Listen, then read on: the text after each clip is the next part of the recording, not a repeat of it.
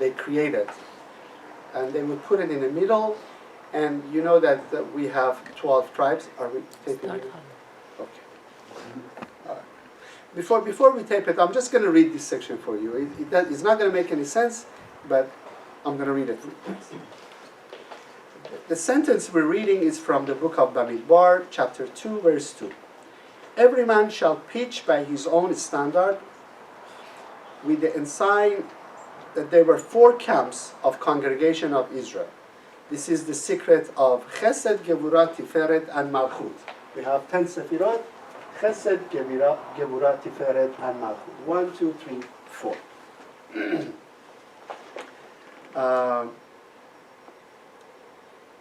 Then there are Michael, Gabriel, Uriel, and Raphael. These are the 4 angels that we know. Michael, Gabriel, Uriel, and Raphael, who represent the 12 tribes and the 12 boundaries, all encircled around her, because Chesed, Gevurah, Tiferet, and Malchut each have 3 columns for a total of 12. Everything reflects the above, the 12 boundaries of Ze'er Anpin. Ze'er Anpin means the upper world.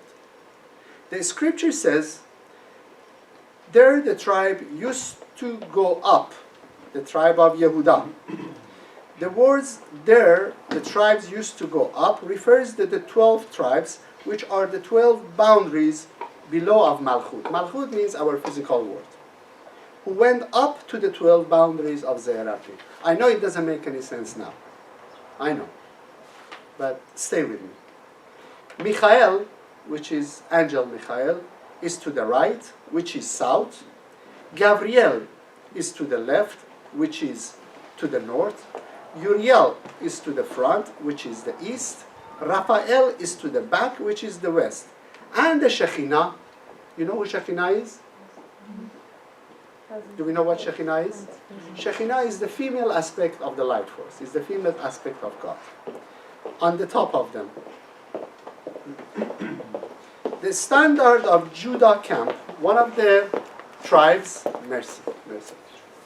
We know we have 12, Yaakov had 12 sons, and each son represents a tribe of Bnei Israel. The standard of the Judah, which is one of the sons' camp, travel first, the representative of the camp of Uriel. And afterward, the standard of Reuven. Reuven is the first son. Camp followed, representing the camp of Michael. I know it doesn't make any sense again, but just listen to it.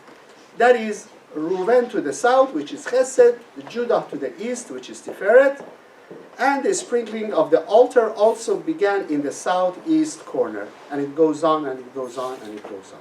This whole section of the Zohar talks about 12 tribes with 4 different angels and the way they encamped in the desert. Okay. We can now tape. Oh, it's taping already. Yeah. All right. Well, welcome, guys. Welcome. I'm super excited, and I'm going to go right into it. This class, this is going to be. We're going to have at least 12 class, beside tonight, because we're going to study 12 different signs of Zodiac. Each week, hopefully, we allocate each week to one sign of Zodiac.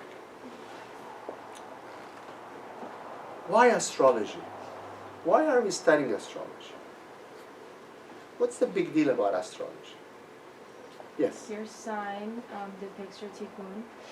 Your sign Depicts your tikkun. It represents your tikkun. Tikkun means what? Your correction. Your correction. Very good. And where is the source of astrology? Where did it all begin? Who came up with this science of astrology? When did it all begin? How did it begin? And we have 12 signs, right? Why do we have 12 signs?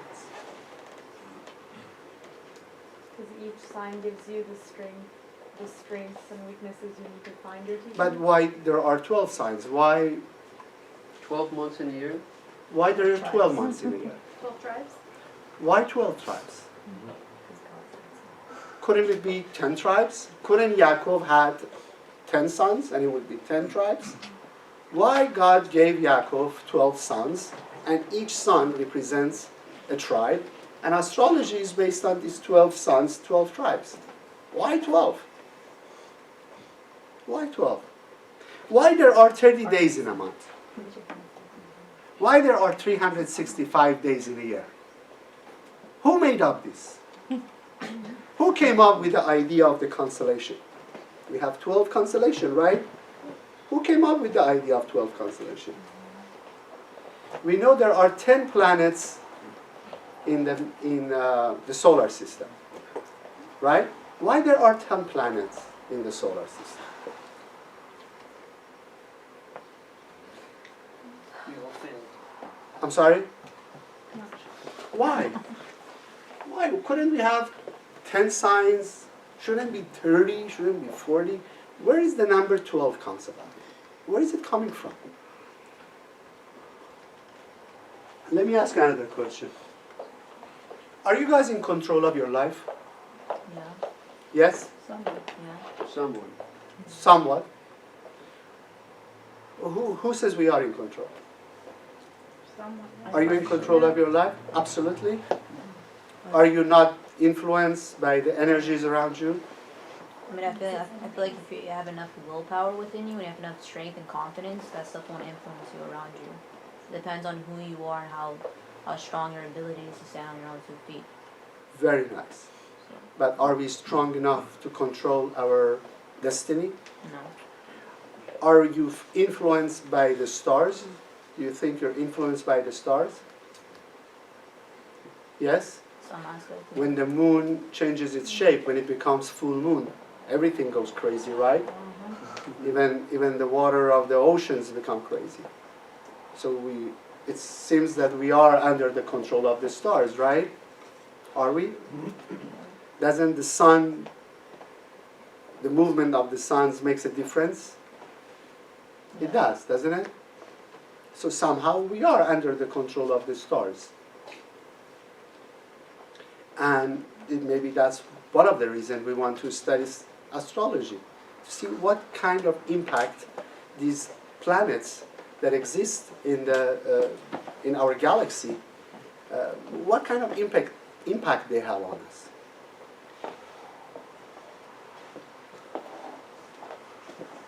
We want to have control in our life. We need to have control in our life. We are meant to have control over our life. We have the power to control everything that is around us. Everything. You know, when God created the world, when He started creating the light, the stars, the trees, the animals, if you study the Torah, if you study the Bible, it starts with the first day God creates the light. He said, let there be light. And there was light. He demanded it and it became. Let there be separation between the water and the land. And it happened. He said, on the fourth day, He created the sun and the moon. Somehow there was a light on the first day, but it wasn't the light of the sun. It was a different light. Because He created the sun on the fourth day. He created all the stars on the fourth day. And He said, let there be the sun. And the sun came about. Let there be all the galaxies. And all the galaxies came about. He actually created the trees before the stars. He created the vegetation, the trees, on the third day. On the fifth day, He created all the birds, the fishes, all the animals. And He said, let there be animals, and there were animals. Let there be birds, and there were birds. Let there be vegetation, there was. Then on the sixth day, when He wanted to create Adam and Eve, He wanted to create the human being, all of a sudden the Torah says, God said, let us make human. Who's us? It wasn't just the life force of God. There was only one force, right? Who was making everything. He wanted to create everything. He would decide, and it would become manifest. all of a sudden, when it comes to human being, God says, let us make man. Who is us? Who else was involved in creating human being? All the things that came before man. Exactly. Everything that God created before man. Bravo. The sun, the moon, the stars, the angels, the trees, the animals, the birds. Every aspect of the creation before human being, they all came and they joined with the force light, with the light force of God, and they created human being. What was the point of that? What was the purpose of everything that God created? They became one force, they joined together, and they created man. So that we as humans are interwoven with everything on this planet? Exactly. So we are meant to control everything. We are. Everything is part of us. Everything in creation is part of your being. There is a part of Saturn in you. There is a part of sun in you. There is a part of moon in you. There is a part of all the waters in you. Everything. Every part of the creation. All the angels. We read in the Torah that some of our prophets talk to the angel, order to the angel what to do. Abraham could talk to the angels. Abraham would grab some sands and throw it, and these sands would become army. How did he do that? Was it magic? Yaakov talked to the angels. He told them to do or not to do. What does it mean? We know that King Shlomo knew all the languages of all the animals. Actually, it says in the Zohar, when God created Adam, all the animals were afraid of Adam. All the beasts were afraid of Adam. Adam had total control over everything. And God did something else too. He didn't name anything until he created Adam. He called Adam and said, you know what, I'm going to bring everything in front of you and you name it.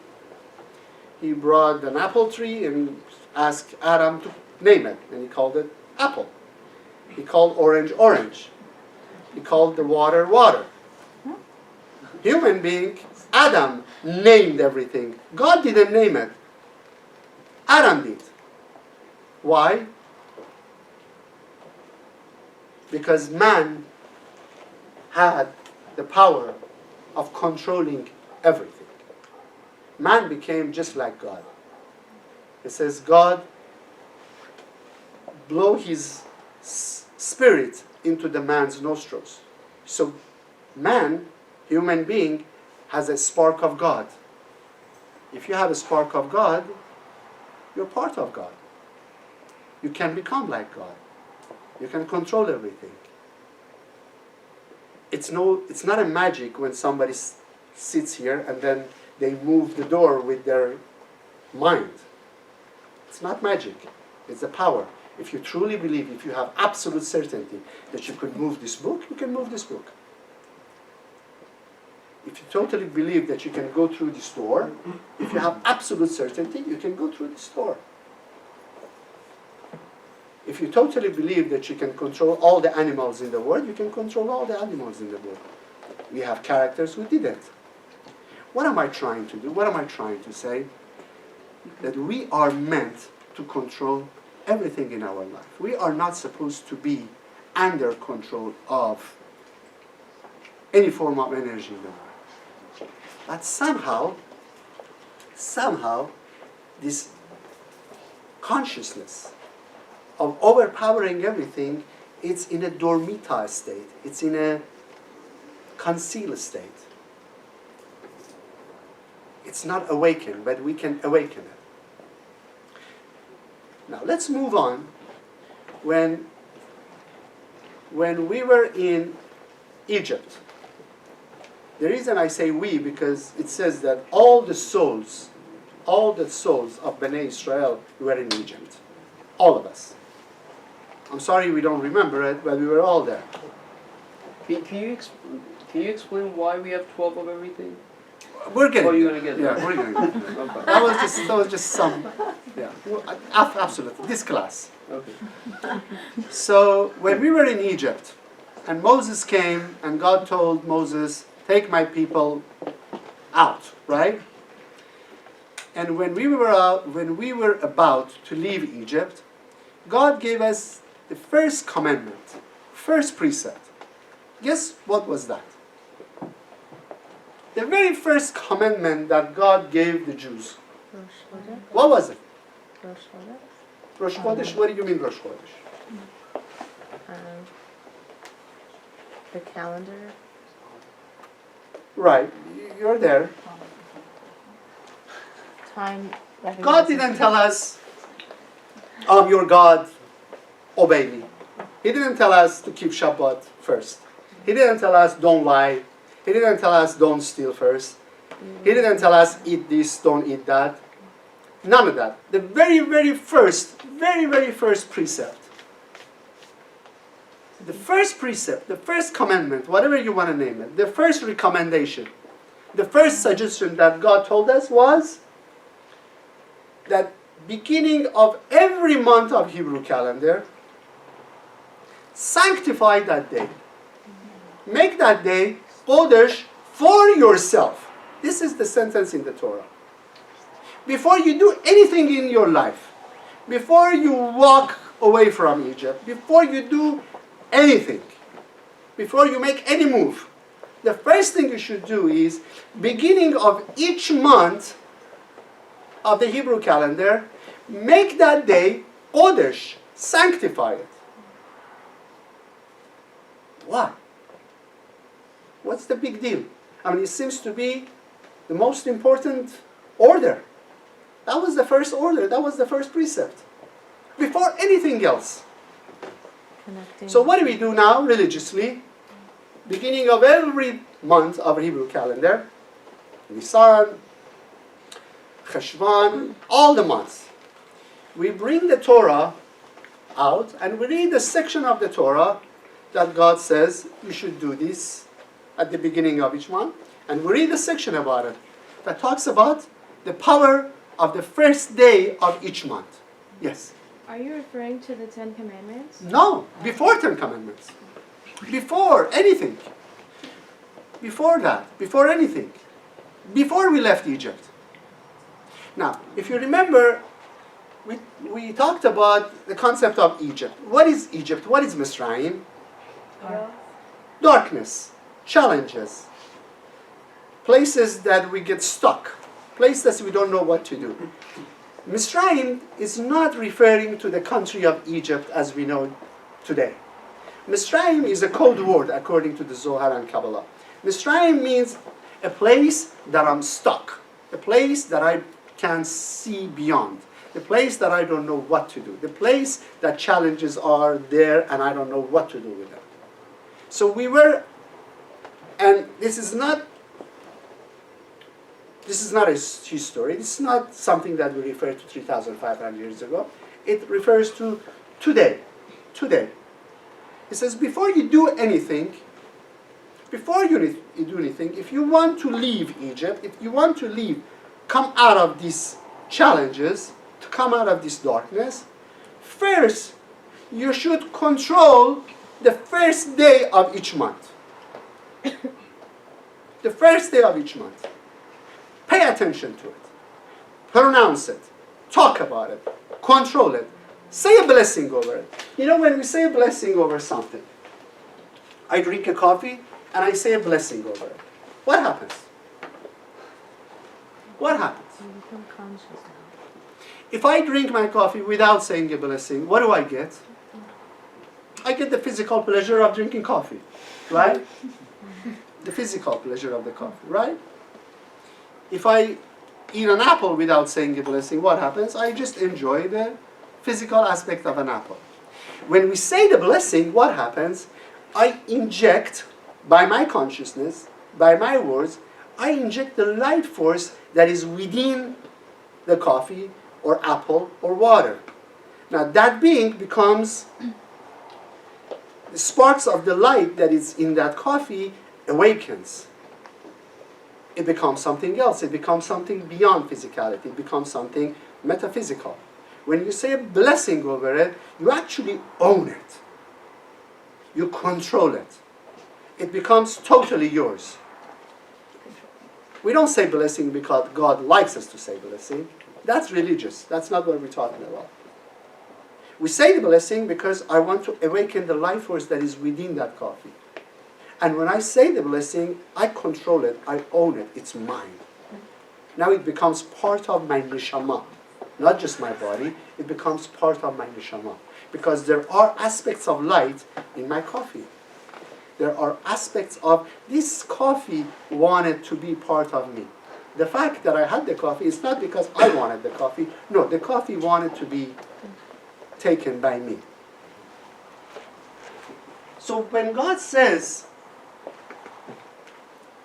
pay attention to the first day of each month and say a blessing, because God wanted us to awaken that force that was within us from day one in heaven, when we had absolute control over the energy of that month. Is it clear? No? All right. All right. I think it makes sense. It makes sense? Yeah. Okay. Let's go on. Let's go on. So where is the source of astrology? Where did it all begin? Who came up with the idea of 12 signs and all that? The very first book that we have in Hebrew language, it's not the Torah. The very first written document that we have in Hebrew, it's not the Torah. It's a book written by Abraham the patriarch. Abraham, the father of all humankind. He has a book called Sefer Yetzirah. It means the book of formation.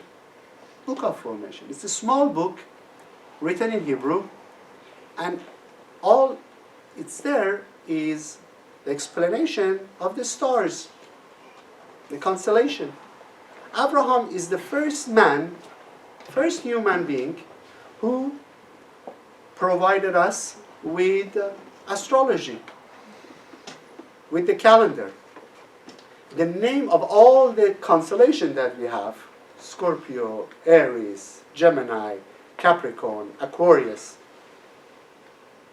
Abraham created these names.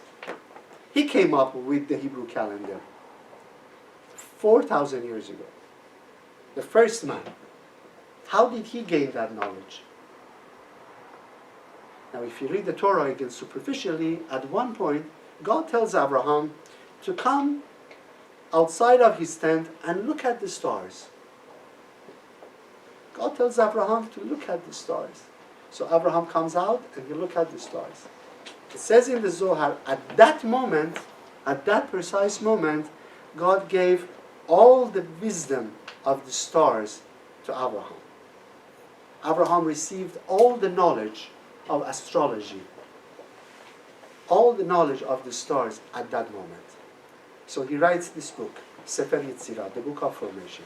And in this book, Abraham talks about 30 days, 12 months, all the stars. He talks about the sun, the moon, Mercury, Saturn, Pluto, everything. He goes even beyond our galaxy. In this book, in this amazing book, Abraham talks about the other galaxies. Imagine until 200 years ago, some people still believe that the earth is not even round. It's not even a circle. You know, but imagine 4,000 years ago, Abraham gives us all the knowledge of astrology. So that's where our astrology comes from.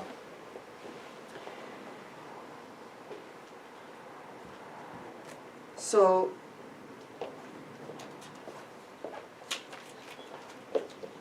and then we have this Kabbalist called Rabbi Shabtai Donolov. He used to live in Venice, in Italy. Nice place. And Rabbi Shabtai Donolov, he gathers all the information from this book of formation and from the Zohar, And from the Torah, the book of Bamidbar that I just read in the beginning for you, which made kind of no sense, and he came up with all the secrets of the astrology. He made everything more simple versus what Abraham talked about or the Zohar talks about. Rabbi Shabtai Donilov, almost 600 years ago, talks about the weight of sun, the size of sun, the physical rays of sun. He talks about the distance between Mercury and Jupiter, Saturn and the moon. Everything that today's science is calculating, everything is being verified by what Rabbi Shabtai Donilov wrote in his book of astrology. He didn't go to the stars. He did not have telescope. Only through the book of Abraham, Sefer Yetzirah, the book of formation, Zohar, and the Torah, he understood, he learned all the secrets of astrology. And that's where our Hebrew calendar comes from. That's where all the science of astrologies come about. Now to your question, why there are 12 signs of Zodiac? Why there are 10 planets in the solar system?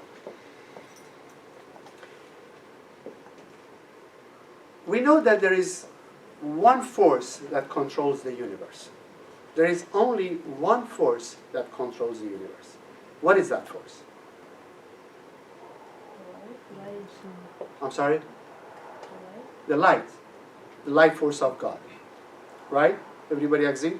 God, the creator. There is one force that controls everything. Right? It's the God. The light force of God. The creator.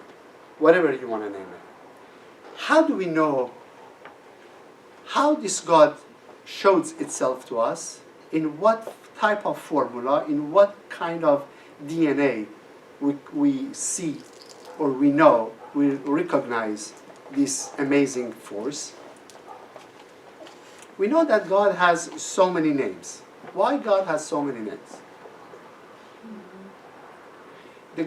The God that created the physical world called Elohim. Have you heard the name Elohim? Yeah. Elohim is the aspect of the light force that created the physicality. Then we have the name Shaddai. Have you heard the name Shaddai? Mm-hmm. If you look at the mezuzah, there is Shin Dalet Yud. That's the force of protection. That's the light force. That's the aspect of the light force that creates protection. Then we have the 72 names of God, as we talked about it in previous classes. And each name has a different energy to it. Above all these, there is a section in the Shemot, in the Torah, that God tells Moshe that I talked to Abraham, Ishaq, and Yaakov through my other names of Shaddai and different names and Elohim. With you, I'm going to talk from a different window, different aspect, different angle. And that is the name we call Yud, Hey, Vav, Hey. We don't pronounce it. Everybody knows this 4 letters combination? Everybody knows kind of little Hebrew? Yeah. Yud, Hey, Vav, Hey. That's Yud. To your Hey. left. Raise Hey. Yeah, to your I left. see one. All the way to your left. Yeah. Yud, Hey, Vav, Hey. Here we go.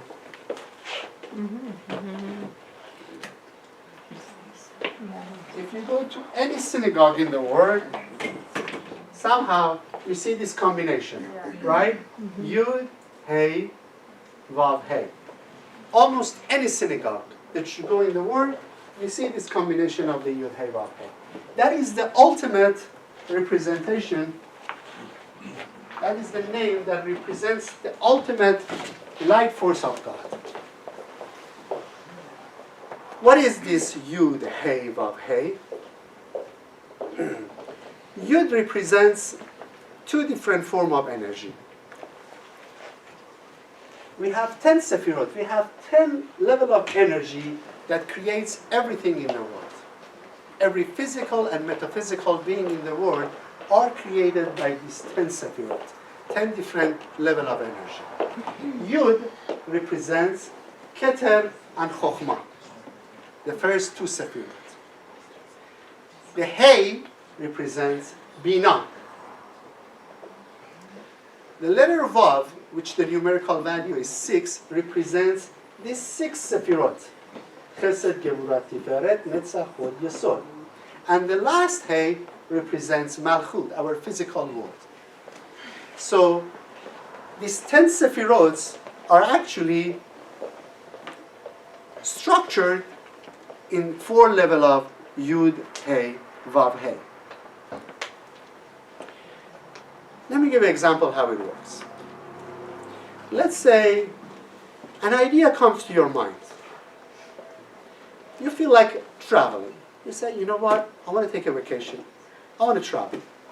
Somehow the idea comes to your head, right? Where does this idea come from? Something comes to your consciousness, comes to your mind. You want to travel. The idea, the first spark of the idea is called the Keter and Chokhmah, which represents the Yud. Then you say, you know what, I want to go to San Francisco. Then that idea, somehow, it becomes manifest in your thought, in your consciousness. When you think about going to San Francisco, you moved on from Yud to Hey. Then you call your friends, you arrange a ride, you get an airplane ticket, you pack your bag, you travel to San Francisco. All this process of calling your friends, arranging the trip, getting a ticket, flying, getting to San Francisco, all the process that takes you from LA to San Francisco, it's called the Vav, the 6 Sefirot. When you get into San Francisco and you're sitting in a coffee shop and you're having an espresso, that's the last Hey. So everything happens through these 4 cycles. They call it 4 phases. Let me give you another example. When you want to plant a tree, let's say you want to plant an apple tree. First, you take a seed of an apple, right? The seed of an apple is Keter and Chokhmah. Then you put the apple, you put the seed underneath the ground. You conceal it. That's the Hey. Then the seed starts spreading, creates roots, branches, leaves, flowers, and finally the apple. All that process that the seed goes through until it becomes the apple, it's called the Vav. When you take the apple and you eat it, you're connecting to the last Hey. So everything in this world is into 4 phases. You remember when I read the Zohar, there were 4 angels? Yeah. That's where is it coming from. The name of God is 4 letters. So everything is in 4. Every part of the creation goes through these 4 phases. How many seasons do we have? 4.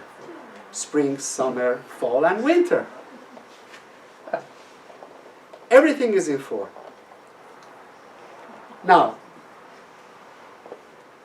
if you remember when I read the Zohar, it says that each tribe were located in 3 different places. If you look at the 10 Sefirot, there are 3 columns in the 10 Sefirot. There is a right column, which is called the positive aspect. There is a left column, which is called the negative aspect. Then there is a central column. So each of these phases is split into 3. Everything that becomes complete is a form of 3, just like atom. How many divisions there are in atoms? 3. Electron, proton, and neutron. 3. The 3 combination of 3 makes it perfect. So you have 4 phases. Every phase has 3. How many do we have? 12. 12. That's why we have 12 signs. Make sense?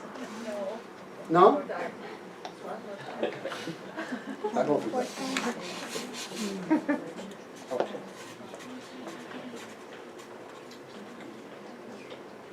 All right. So, as I said, Yud, I know this is a little bit mechanical before we get into the fun part of the astrology when we go through each sign and we learn. But if you learn what I'm talking about today, and I'm going to give you some handouts, so you could take it with you and you could study it, or you could watch it again online to go over it to see what we're talking about. But if you truly understand how this astrology came about, then everything else makes sense. At the end of this course, you ask somebody, what is your sign? And he says a Virgo. You know exactly what is his exterior energy, what is his interior energy, what does he likes to do, what he doesn't like to do. You know everything about him. You can read them through. You save yourself from the day, basically. You can save yourself from it. All right. So when it comes to astrology, as I said, Yud represents potential. Potential. The first 3 months of the Hebrew calendar, which is Aries, Gemini, and Taurus. Do we have any Arises here? A lot of them, baby. Brother. Representing. Do we have any Tauruses? And do we have any Gemini? Beautiful. The first three months of the Hebrew calendar, Aries, Taurus, and Gemini considered to be the Yud. What did he say about the Yud? Beginning. That is a potential. It's the beginning. Now, what is Aries, Taurus, and Gemini have in common? Number one. Power of mind. Power of mind. They are the periods. They are the they think. Aries is mind. Taurus is mind. They are the creative. They are the creators. Gemini is all about thinking. Aries is not so much into physicality. Aries loves to think. Aries uses their mind. Taurus, they use their mind. Gemini is all about wisdom. It's all about potential when it comes to the first 3 months of the year. And then when we move on to the Hay, again, we're discussing Yud, Hay, Vav, Hay. Hay, now these are the next 3 months, which is Cancer, Leo, and Virgo. Do we have any Cancers here? Leos? And Virgo? All right. We said the Hay, which is Bina, which is understanding, is a manifestation of a potential. Manifestation of the potential. What does that mean? That means practical thought, but not necessarily the action. Leo loves to give advice. If you tell a Leo, wash the dishes, he says, no, I'll teach you. I tell you how you wash the dishes. Right? Or Virgo can totally diagnose you, tells you exactly what is wrong with you. Right? They can exactly see what is wrong with this class. Who's Virgo here? Again, the Virgo can say exactly the color of my jacket, the color of the table, what was the temperature in the room, what was wrong with this class, what was not enough. So it's the manifestation of a thought, of a potential. Now the Vav is the sign of Libra, Scorpio, and Sagittarius. What did he say about the Vav, the Zeir Anpin, the 6 Sephirot? The process. Who loves to do the work? The Scorpio. They love it. They want responsibility. Let's do it. Who's on the move all the time? Do we have any Sagittarius here? Bravo. Sagittarius cannot stay in one place. Right? They're always on the move. They're travelers. They love airports. I had a Sagittarius friend, believe me. He would go to the airport, sits in the bar at the airports and drink and watch the airplanes come and go. That's how he would enjoy it. So Libra, Scorpio, and Sagittarius, they're all about process. Now we get to Capricorn. We get to last hay of the Yud, Hey, Vav, Hey. What is the last 3 months? Capricorn, Aquarius, and Pisces. What do they have in common? They're the finale. They're the end. They're the fruits. Ask a Pisces to do something. Are you kidding me? I've been there, done that. Right? What were the 3 signs again? Capricorn, Aquarius, and Pisces. We're going to go details in these things, guys. Don't worry. I'm just giving you guys a It's a little teaser. summary. Just a teaser of how wonderful it is. So every 3 months, 3 months of the spring, 3 months of the summer, fall and winter, they all share a level of consciousness that comes from the light force. The first 3, they share the wisdom of God. Aries knows what to do. Aries is the best advisor. Taurus knows. Gemini, oh boy, do they know. When it comes to the summer season, Cancer, Leo, Virgo, they manifest what the first 3 months talk about. Let's say an Aries says, let's go to travel. You know who comes up where to go? The Cancer, the Leo, the Virgo. They decide where to go. Who will buy the ticket? Who will go through process of getting the ticket? Rent a car? Travel? Who would ride? Who will drive you? The Scorpio. The Scorpio, the Sagittarius. You know, I have a friend, Sagittarius, and every time we travel, we fight over who drives. I want to drive, no, he wants to I drive. need one of those. But what about Cross. the Libras? Aren't Libras The supposed to be- Libras are, too, the Libras cannot decide if they want to drive or not drive. But we'll get there. Gas is too expensive. They don't want to drive. But they like to drive. They want to drive. But sometimes they don't know if they should or not. So, and the last hay, as I said, which is the Capricorn, Aquarius, and Pisces, they are the end. They are the fruit. They've been here. They've been here so many lifetimes. When you are born in those 3 months, that represents that you're an old soul. Yeah, Capricorn, Aquarius, and Pisces. makes sense. That means they are old souls. They've been here. They have this wisdom. They've seen it all.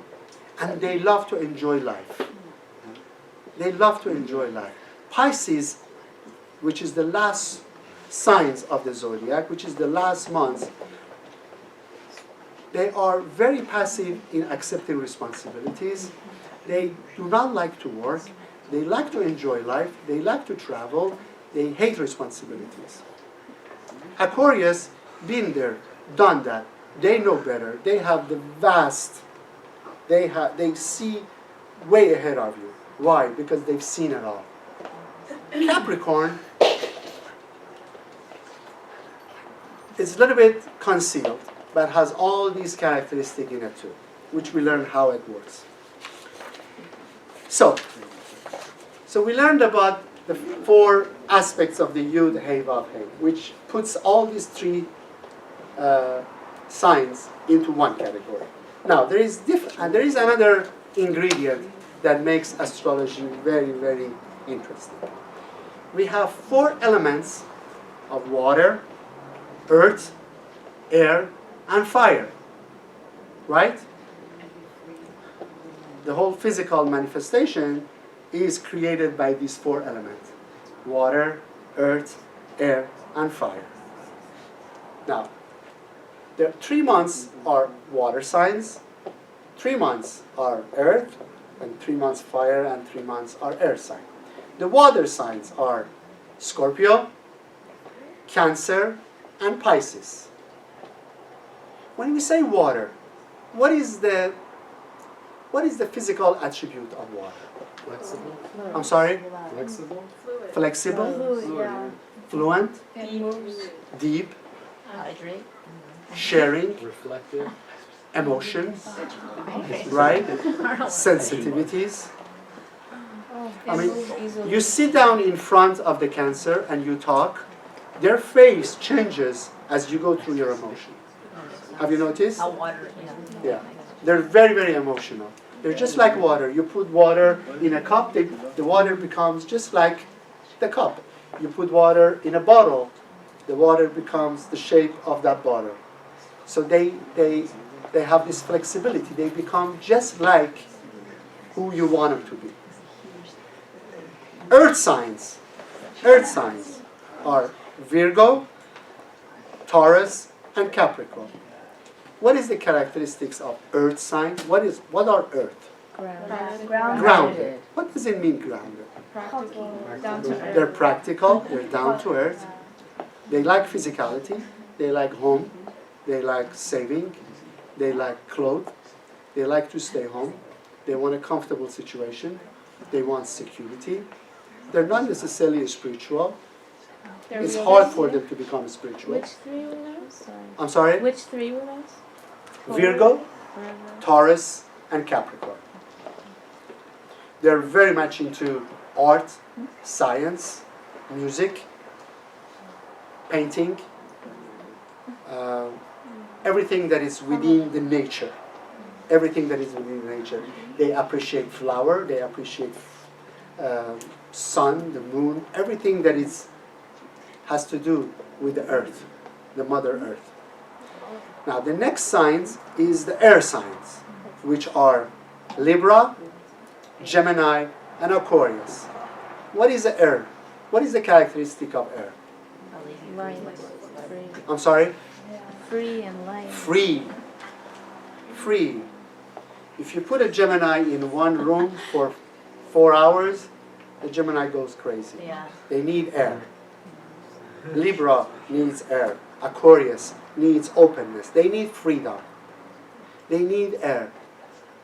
They need to be out. You cannot confine an Aquarius. You cannot confine a Gemini.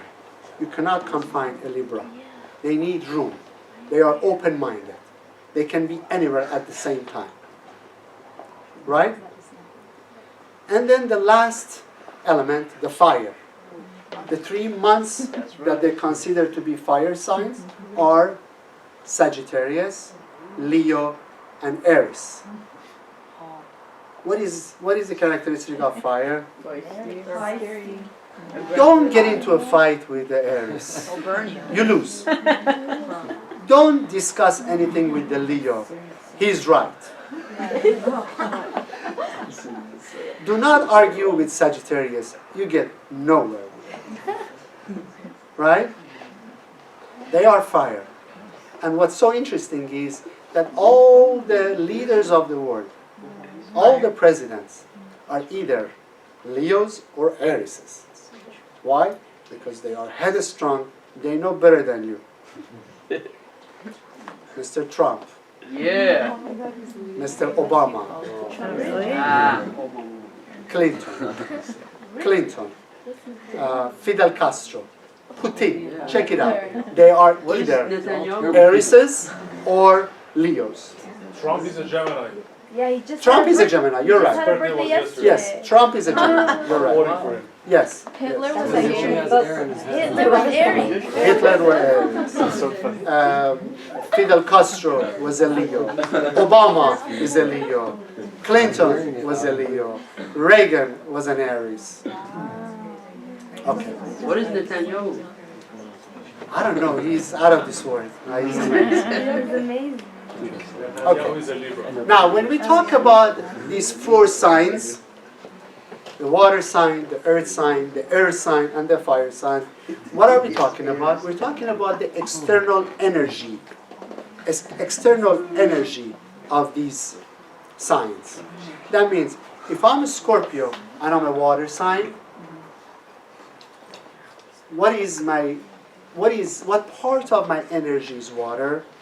My outer part, what I show outside, what I manifest outside of myself, my external energy. But all these signs that we talk about, they have an internal energy as well, and it's not the same. It's not the same. There are only 2 signs that their internal energy and external energy is the same. There is only Cancer that the internal energy is water and the external energy is water too. That's why people who are born in the month of, in the sign of Cancer, they are the most emotional of all signs. The most emotional sign is the Cancer. The most feeling is the Cancer.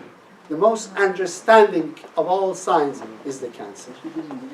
Then we have Leo, who's the internal energy, and the external energy is the same, and it's fire.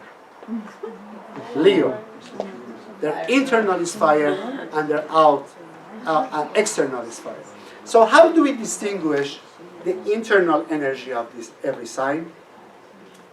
Very simple. Very simple. We have 12 signs, right? Let's start with the first 3 months of the year in a Hebrew calendar. 1 second. We said the first 3 months are what? Aries, Taurus, and Gemini. Aries is the right column. Taurus is the left column. Gemini is central column. Right column is water. Left column is fire. Central column is air. So Aries, the internal energy of Aries is water. Internal energy of Taurus is fire. The internal energy of Gemini is air. So that makes Gemini both. Gemini is air inside and air outside.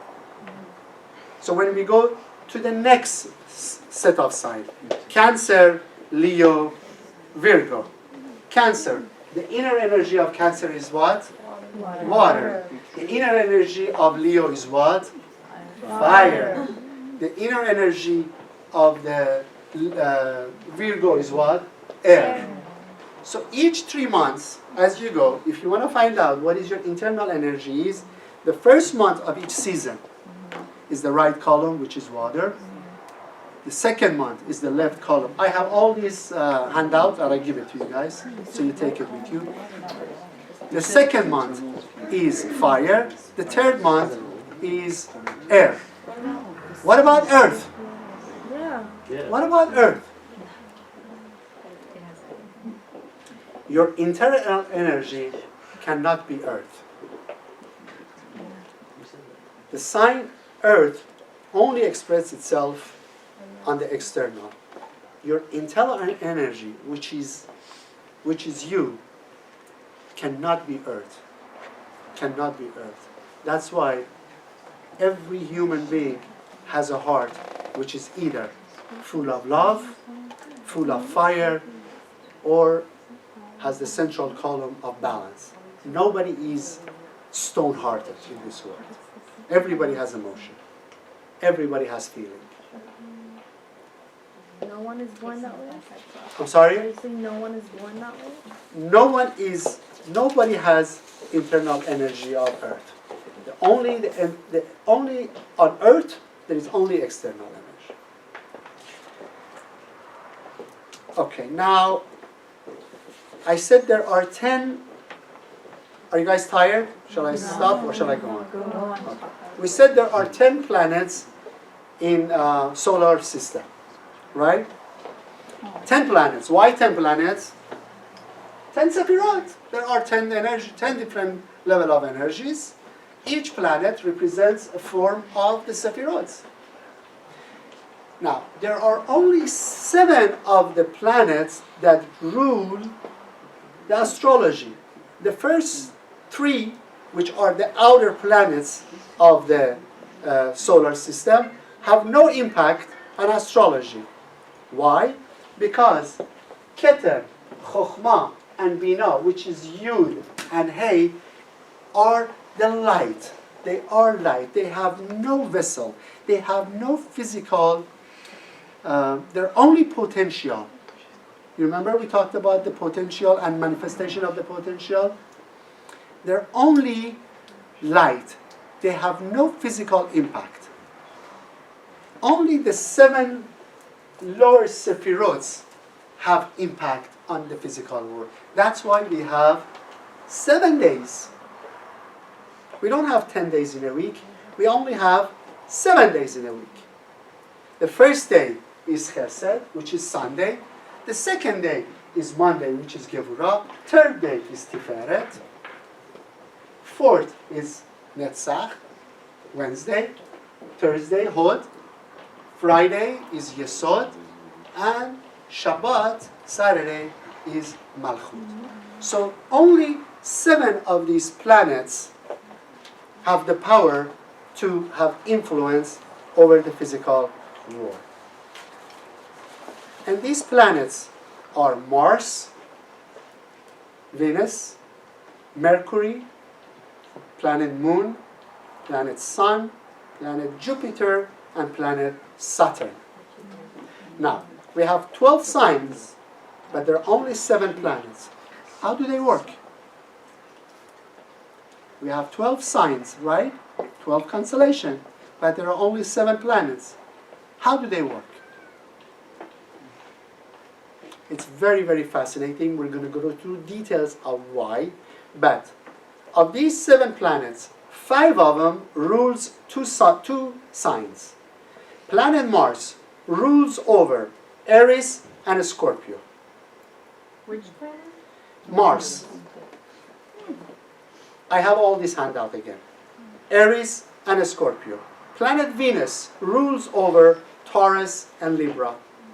Planet Mercury rules over Gemini and Virgo. Planet Moon rules only over Cancer. Talking about emotion, right? Moon is all about emotion. Rules only on Cancer. Planet Sun, Leo. Only Leo. Planet Jupiter rules over Sagittarius and Pisces. Planet Saturn rules over Capricorn and Aquarius. We'll understand why all this. It's fascinating. Now, I just want to give you one hint. If it says that Mars rules over Aries and Scorpio, planet Mars is the planet of war. The color of Mars is what? Red. Red. It's the planet of war. Who gets into the fight all the time? Aries and Scorpio. So not a good match? Aries, Scorpio. No. See you. It depends. It depends. Now, let's go back to the beginning of the class. When God says, count, sanctify the beginning of each moon, beginning of each month. That means what? I have the power, as a Scorpio, I have the power to control Mars. When I let Mars controls me, I become a Scorpio, I become reactive, I become jealous, I become awful. There are so many worst characters of Scorpio, we're going to go through it.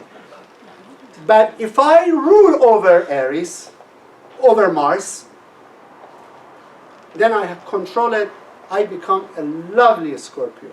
How? When I control myself. When I go to war against my own ego, against my own inclination. Remember the rule of the Kabbalah. The finger goes here. I have one request from all of you. After learning this astrology, which I highly recommend, don't just come for your own sign. Come for all the signs, so you totally understand this science. Take it as a course. As a course. You need to understand all of it. Before Kabbalah, I only looked at the Scorpio.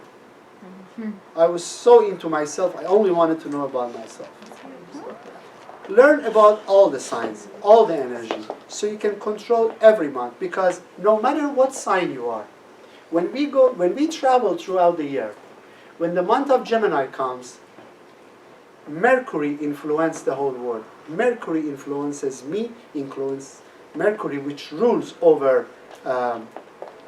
Gemini and Libra, rules not only on Gemini and Libra, it rules over everybody.